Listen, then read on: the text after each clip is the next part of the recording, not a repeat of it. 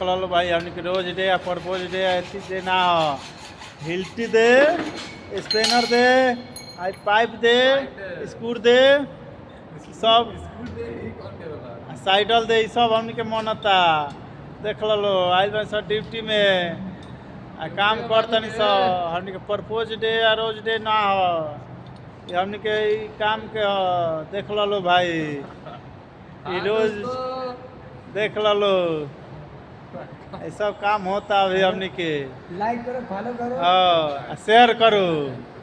हाँ तब जाके होई